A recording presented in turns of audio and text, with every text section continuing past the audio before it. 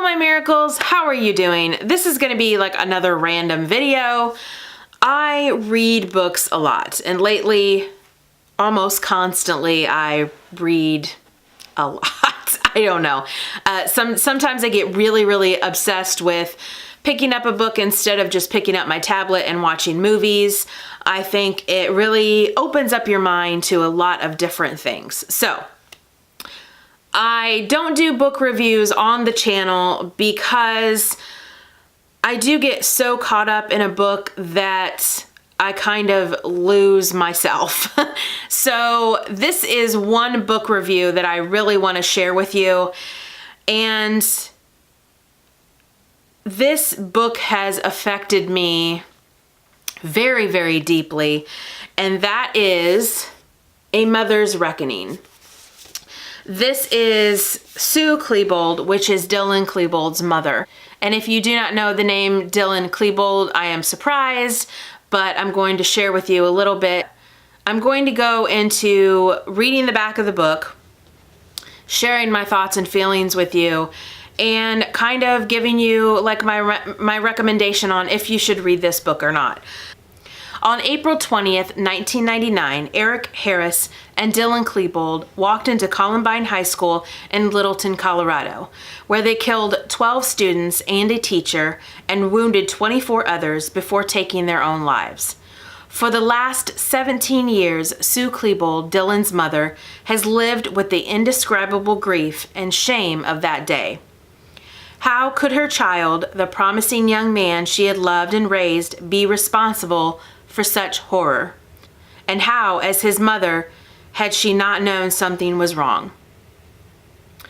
So this book goes into very in-depth detail about her grief, about her struggles with how she could not have known that her son was, and basically ended up being a murderer and committed suicide. And I just want to tell you guys that, like many people in the world, I do suffer from depression. And this book brought out a lot of sadness for me. Not only for Sue Klebold as a mother, but as just a human being. People ask the question about Columbine, how could the parents not have known? And she really goes heavily, deeply, in depth about really she had no idea. And that was sort of shocking for me because I was among many people that said, how could a mother not know about her son? And talking to my own mom, you really don't know 100% what your child is thinking or how they're feeling each day. And she goes into a lot of research about brain illness and about depression and bipolar and bullying and just keeping that a child keeping to themselves and just thinking that, well, my child is doing great in school, he's got friends, he gets along with everybody, so he's okay. And that's the farthest from the truth. You can be the most popular person in school, in college, wherever, in the workplace, and still feel utterly and completely alone. And I think that's what this book really represents, is that no one, no friend, no family member knows anyone 100% all the time. And the thing that really touched my heart towards the end was that she hated what he did, but she still loved him because he was her son. This book, Miracles, is a very hard read. And it's not just because I battle with depression.